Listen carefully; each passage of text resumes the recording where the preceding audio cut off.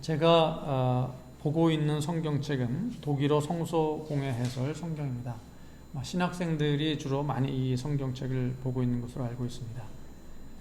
네, 이 성경책을 보면 오늘 우리가 읽은 복음서 본문 앞에 예루살렘으로 가는 길이라고 하는 작은 소제목이 붙어 있는 것을 보게 됩니다. 공관복음이라고 하죠. 마태복음, 마가복음, 누가복음. 이 세 복음서에 의하면 예수님은 거의 3년 동안 이스라엘의 북부 갈릴리 지역에서 갈릴리 호수 주변에 있는 여러 마을을 순회하시면서 복음을 전하셨다고 되어 있습니다. 그리고 오늘 말씀을 기점으로 해서 이제 예수님이 예루살렘을 향하여 내려가십니다. 그런데 지금 예수님이 계신 장소는 빌립보 가이사랴라고 하는 곳인데요. 이곳은 갈릴리 지역에서도 가장 북쪽에 위치한 이스라엘 북쪽에 헤르몬 산이라고 하는 높은 산이 있습니다. 백두산보다 한 수십 미터 더 높은 산인데요. 그 산 근처에 있는 도시 빌립보 가이사랴입니다. 거기서 예루살렘까지 이제 내려가셔야 되는데 그 거리가 한 227km, 서울에서 한 대전까지 거리, 대구까지 거리와 비슷합니다. 이스라엘이 생각보다 이렇게 큰 나라가 아니기 때문에 이스라엘 저 북쪽에서 예루살렘 남쪽에 있는데요. 내려가는데 거리가 그렇게 멀지는 않은 것 같습니다. 하지만 유대인들에겐 그 거리가 먼 거리였죠. 빨리 걸어가면 일주일 정도면 갈 수도 있지만 이 마을 저 마을 복음을 전하면서 가면은 뭐 한 달, 두 달, 세 달 그 이상이 걸릴 수도 있습니다.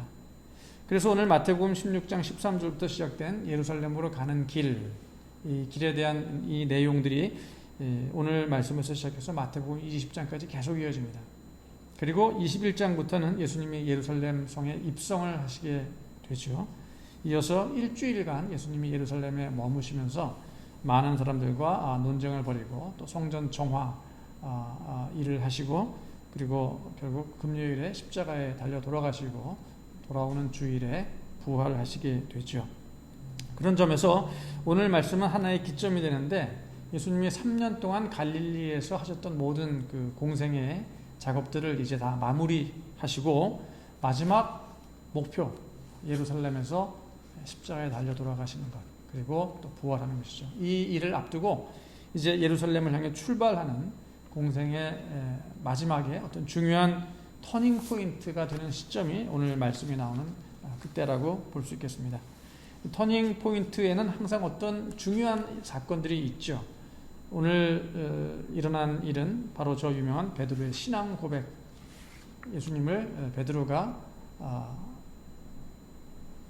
예수님은 우리 주님이시오 살아계신 하나님의 아들이십니다라고 고백했던 사건이 오늘 말씀에 나오게 됩니다.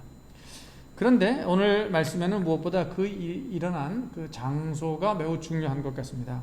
그래서 13절을 보면 예수께서 빌립보 가이사랴 지방에 이르러라고 그 장소를 먼저 소개하고 있습니다. 아마도 예수님이 어떤 의도를 가지고 제자들을 이스라엘에서 가장 북쪽 지역으로 데려가신 것 같습니다. 일종의 수련회라고 할 수 있는데 그 헤르몬산 지역의 경관이 수료한 그런 면도 있겠죠. 그런데 특이한 것은 이제 수련회가 끝나고 나면은 남쪽 예루살렘을 향해 내려가셔야 돼요. 그렇다면 이왕이면 예루살렘에 가까운 갈릴리에서도 가장 갈릴리 남쪽 지역 어디에선가 이런 모임을 가질 수도 있었을 법한데 예수님은 거꾸로 어차피 예루살렘으로 가실 것이면서도 거꾸로 예루살렘에서 가장 먼 갈릴리 북쪽 끝 빌립보 가이사랴로 제자들을 데리고 가셨다는 것입니다. 거기 어떤 뜻이 있었을 것 같아요. 그 지역에는 유대인들이 거의 살지 않습니다. 대부분 이방인들이 사는 지역이었습니다.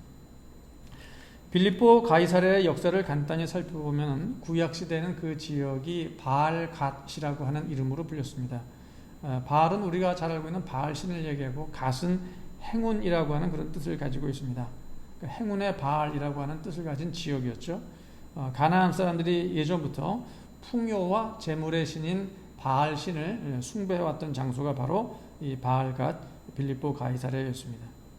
그런데 나중에 그 지역을 그리스가 지배하게 됩니다. 알렉산더와 그의 부하들이 이 지역 일대를 다 이집트까지 다 점령하게 되죠. 그래서 그 지배하면서 그곳에 이제 신이 바뀌게 됩니다. 그리스 신화에 나오는 목동의 신 판이라고 하는 신이 있습니다. 그 신을 숭배하는 곳이 되는데 그래서 그 이름도 바알갓에서 판의 땅이라고 하는 그런 뜻으로 바뀌게 되죠. 그리스 신화에 나오는 판을 아십니까? 영화 중에 판의 미로라고 하는 영화도 있는데요. 판은 상체는 인간입니다. 근데 그 머리에 뿔이 달려 있어요. 어떤 우리가 볼 때도 좀 사탄스러운 그런 모습이라고 보이죠. 하체는 염소예요. 목동의 신이라서 그런지 염소 또는 산양, 그런 양과 염소의 하체를 가지고 있습니다. 판이라고 하는 것은 오늘날 영어에도 all, 모든 것을 뜻하는 의미를 가지고 있죠. 그래서 판테온, 그러면 테온이 데우스를 말하니까 신들이 가득 모여있는 집을 판테온, 만신전이라고 합니다. 그리고 판데믹, 우리가 요즘 많이 쓰고 있죠.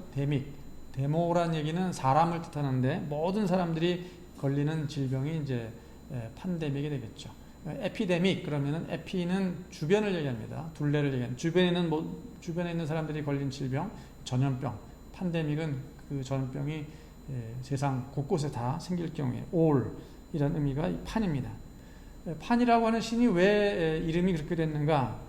인간의 모습과 짐승의 모습을 모두 다 가지고 있기 때문에 그 이름이 이렇게 판이라고 붙여졌다고 합니다. 판이 특별히 좋아하는 게 술, 그리고 음악, 그리고 여자였습니다. 음악 가운데서도 악기를 잘 부는데 판의 그림을 여러분 검색해서 보시면은 피리를 불고 있어요. 근데 그 피리가 보통 피리가 아니라 플룻이라고 하는데 그것도 펜 플룻이라고 하죠. 우리가 알고 있는 판 플룻 있잖아요. 여러 개의 플룻이 밑에 달려 있는 거. 그것을 판의 신이 불고 있습니다. 하지만 워낙 흉측한 모습의 여성들만 보면은 달려들기 일쑤여서 패닉이란 말도 거기서 나왔습니다. 공포란 말도 판신에서 나온 것입니다. 어쨌든 그런 신을 숭배하는 장소가 파니아스 빌립보 가이사랴였습니다. 나중에 로마가 그 지역을 또 다 지배하게 되죠. 로마 황제 가이사 아구스토가 그 지역을 헤롯에게, 자기 부하죠. 말하자면 자기가 세운 분봉왕 헤롯에게 그 땅을 선물로 줍니다. 헤롯 대왕은 너무나 감사하기 때문에 그곳에 황제 숭배를 위한 아름다운 대리석 신전을 지어서 헌납합니다. 헤롯의 주특기가 건축이었거든요. 헤롯 성전도 그렇지만 그래서 헤롯이 백색 신전, 대리석 신전을 지어서 아구스트 황제에게 헌납을 하게 됩니다. 이후 헤롯의 아들 빌립이 또 그 지역을 다스리면서 로마 황제 가이사 티베리우스를 기념하면서 자기 이름까지 집어넣어서 그 지역을 빌립보 가이사랴라고 붙이게 됩니다. 그러고 보면은 이 지역은 오랫동안 풍요와 재물의 신인 바알을 섬겼던 장소이고 또 성추행을 일삼는 그 타락한 쾌락의 신 판을 숭배했던 도시요, 강력한 권력의 신 황제, 로마 황제를 경배했던 장소입니다. 그런 빌립보 가이사랴, 즉 모든 사람이 풍요와 쾌락과 권력 앞에 무릎 꿇고 충성을 다짐했던 그곳에서 예수님은 베드로의 신앙을 받으신 것입니다. 신앙 고백을 받아내신 것이죠. 그날 거기서 베드로는 어떻게 고백합니까? 주는 그리스도시요 살아계신 하나님의 아들이시니다 라고 고백을 하게 됩니다. 이 말 속에는 베드로는 자신은 그 지역이 오랫동안 섬겨왔던 부와 재물과 쾌락과 세상 권력이 아니라 오직 하나님의 아들 예수 그리스도 우리 주님께 나는 충성하겠다라고 하는 것을 다짐하고 맹세하는 의미가 들어있는 것입니다. 그런데 오늘 이 말씀이, 베드로의 이 고백이 세계 교회 역사에서 가장 중요한 사건이 된 이유가 바로 베드로의 고백 이후에 하신 예수님의 그 답변에 있습니다. 오늘 18절에 예수님이 이렇게 말씀하시죠. 또 내가 네게 이르노니 너는 베드로라. 내가 이 반석 위에 내 교회를 세우리니 음부의 권세가 이기지 못하리라. 예수님이 말씀하십니다. 베드로라고 하는 말은 헬라어로 페트로스, 이것은 작은 돌멩이에요. 그러니까 베드로가 반석이 아니라 베드로는 사실 작은 돌멩이를 뜻하는 말입니다. 그런데 예수님은 교회를 어디에 세웁니까? 반석, 큰 바위 덩어리 위에 교회를 세우겠다고 하셨습니다. 반석은 베드로, 이 페트로스라고 하는 말이 아니라 페트라예요. 요르단에 가면 페트라라고 하는 큰 바위 돌산에다가 완전히 도시를 만들었거든요. 페트라라 그러죠. 페트로스, 베드로와 페트라는 서로 다른 말이에요. 하지만 어떤 상통하는 부분이 있기 때문에 예수님께서 지금 워드 플레이를 하신 것입니다. 하지만 그럼에도 둘은 분명히 달라요. 예수님은 작은 돌, 즉 인간 베드로 위에 당신의 교회를 세우시겠다고 하신 것이 아니라 베드로가 고백했던 주는 그리스도시요 살아계신 하나님의 아들이시니이다 라고 하는 이 커다란 신앙 고백의 반석 위에 흔들리지 않는 교회를 세우시겠다라는 것이죠. 바로 그러할 때 음부의 권세, 음부는 하데스, 지옥을 얘기합니다. 사망의 권세, 지옥의 권세가 교회를 이기지 못한다라는 것이에요. 그러므로 우리가 교회란 무엇이라고 말할 수 있습니까? 교회는 한 인간, 베드로라고 하는 한 인간 그 작은 돌멩이 위에 세워진 하나님의 기관이 아닙니다. 교회는 바로 예수를 그리스도, 하나님의 아들로 고백하는 수많은 베드로와 같은 사람들, 그들의 믿음의 고백, 신앙의 반석 위에 세워진 하나님의 기관이 바로 교회라는 것이죠. 그런 교회가 단순한 건물일 수 없습니다. 뿐만 아니라 교회가 베드로라고 하는 어떤 특정한 한 인물을 우러르고 떠받드는 곳이 되어서도 안 되는 것이죠. 오직 교회는 예수님을 그리스도로 하나님의 아들로 고백하고 찬양하고 경배하는 사람들의 거룩한 모임이 되어야 하는 것입니다. 그러면 뭐 베드로는 아무것도 아니냐? 꼭 그런 건 아닙니다. 베드로는 그렇게 예수님을 그리스도로 하나님 아들로 고백하는 수많은 그리스도인 신자들의 대표라고 말할 수 있겠죠. 그렇다면 오늘날 베드로와 같이 주는 그리스도시요 살아계신 하나님의 아들이시니다 라고 고백하는 우리도 수많은 그 베드로와 같은 베드로의 후예로서 같은 고백을 하고 있죠. 그렇다면 우리 역시 베드로처럼 부와 재물이 아니라 그리고 쾌락과 세상 권력이 아니라 오직 예수님을 그리스도로 하나님의 아들로 오직 예수 그리스도 한 분께만 충성을 바치기로 다짐하고 맹세해야 마땅한 것입니다. 그런데 오늘날 한국교회의 위기가 왜 생겼습니까? 진화론 때문에 생겼을까요? 아니에요. 차별금지법 또는 동성애 때문에 한국교회의 위기가 왔습니까? 아닙니다.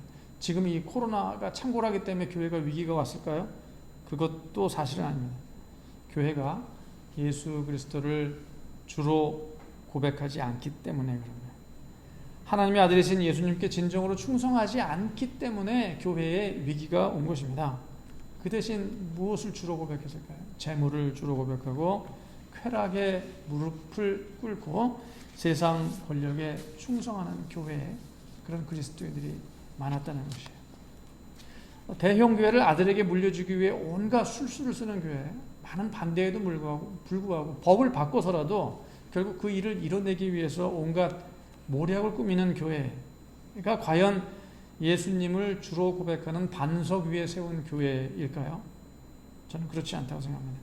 그보다는 바알의 풍요로운 재물 위에 세운 가짜 교회에 더 가깝습니다. 목회자가 성추행을 벌이고도 버젓이 목회하는 교회가 있어요. 또 그가 다른 곳으로 가면은 사람들이 좋다 하고 그 목사를 따라 수천 명이 이동해서 개척하자마자 수천 명이 되는 교회가 생깁니다. 과연 그런 교회가 예수님을 주로 고백하는 반석 위에 세운 교회일까요? 아닙니다. 쾌락의 신 판 위에 세운 거짓 교회라고 말하는 게 낫겠습니다. 또 우리나라에 지금 있지도 않은 공산주의 정권을 무너뜨리겠다고 극우 보수 정당을 만들어서 목사와 성도들이 직접 정치를 하겠다고 신자들을 정치로 내몰고 죽음으로 내모는 그따위 교회가 과연 하나님의 아들에게 충성하는 교회일까요? 아닙니다. 그런 교회는 세상 권력에 충성하는 사이비 교회입니다. 오늘날 한국 교회가 왜 위기에 빠졌을까요? 바로 재물의 신 바알을 자기 주로 고백하고 쾌락의 신 판 앞에 무릎을 꿇고 또 세상 권력에 충성하는 그런 교회가 부지기수이기 때문입니다. 그런 가짜 교회, 거짓 교회, 사이비 교회들이 허다해요. 이만희 신천지 이단만 그런 게 아닙니다. 겉으로는 정통 교회 간판을 붙인 멀쩡한 교회들이 똑같은 짓을 하는 경우가 너무나 많다는 겁니다. 한국 교회가 진작부터 위기에 빠지지 않은 게 이상할 정도입니다. 더 심각한 것은 교인들이 자기가 다니는 교회가 예수님을 주로 고백하는 교회인가 그렇지 않은가 하는 것을 전혀 구분해내지 못합니다.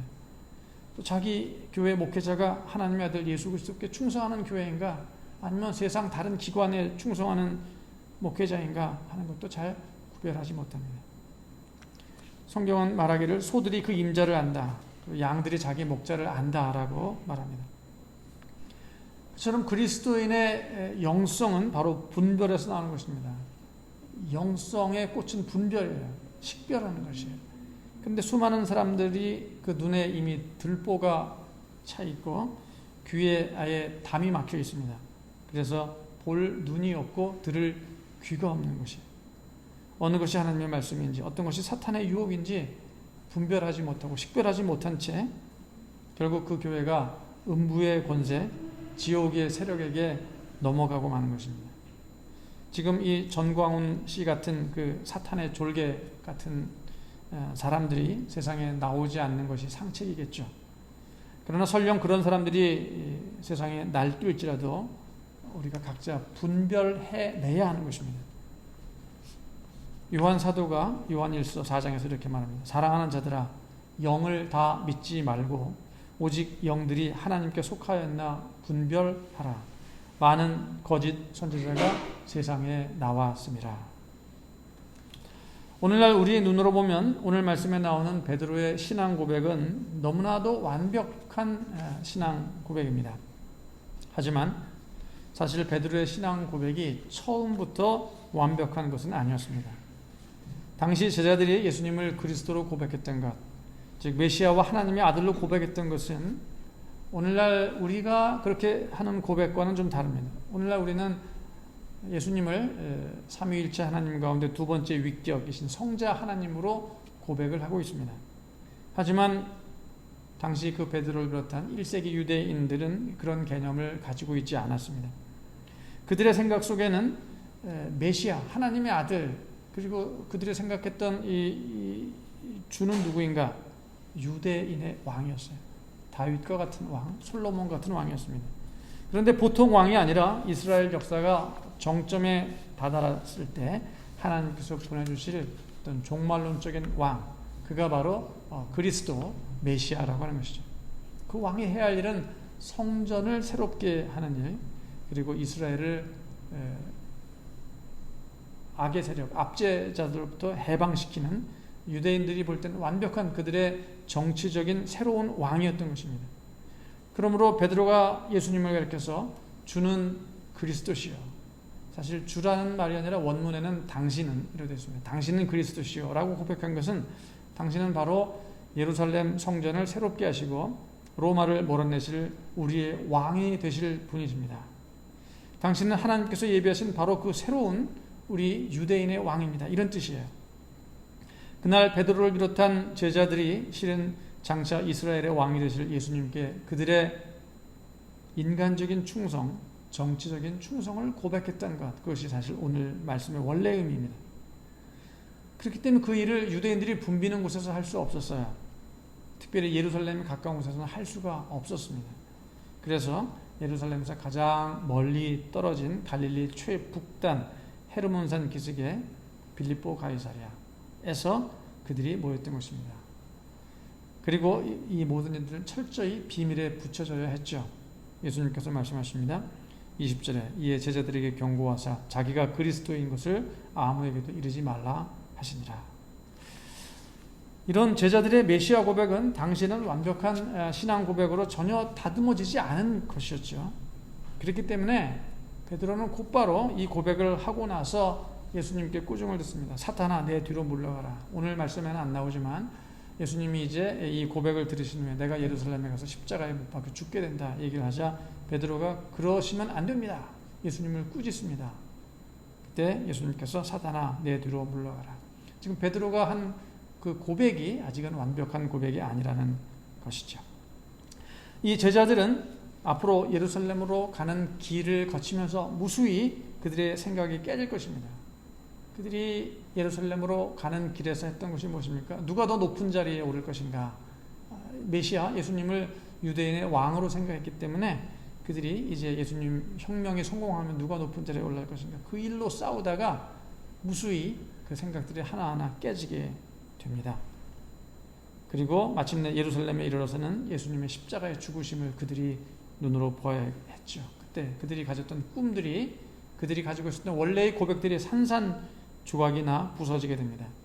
그때 그 고백의 주인공이었던 베드로조차 나는 예수를 모른다 3번이나 부인하기에 이르게 됩니다.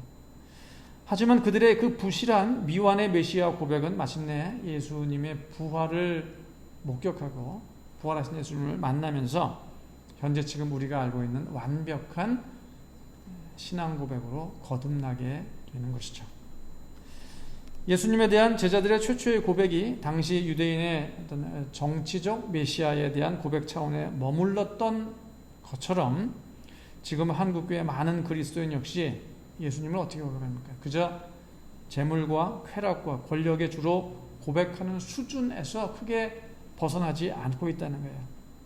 그렇기 때문에 예수님이 내가 생각했던 재물과 권력과 쾌락을 주지 않는다면 언제든지 예수를 버리고 다른 것으로 대체할 사람들 지금 우리 그리스도인 가운데 상당히 많이 있다는 거예요. 마치 가룟 유다와 같이 말입니다. 지금 한국교회가 어쩌면 거의 그런 수준이기 때문에 이런 위기를 당하고 있는 것입니다. 그러므로 주는 그리스도시요 살아계신 하나님의 아들이시니이다 라고 하는 우리의 이 고백이 만약 빌립보 가이사랴에서 했던 제자들의 처음 고백 차원에 머물고 있다면 그건 정말 큰 문제입니다. 그 고백은 예루살렘으로 가는 길에서 수많은 연단을 받고 예수님의 십자가를 통해 산산이 부서진 후 그분의 부활을 통해 다시 새롭게 정리되지 않으면 안 되는 것입니다. 그렇다면 우리는 과연 예수님에 대해서 어떤 고백을 하고 있습니까? 내가 고백하는 주는 그리스도시요 살아계신 하나님의 아들이십니다. 이 고백이 제자들의 첫 번째 고백이었는가? 아니면 부활하신 예수님을 만난 후에 완전히 새로운 고백인가? 그 부분을 다 같이 돌아볼 수 있기를 바랍니다. 응답의 찬송을 하시겠습니다. 210장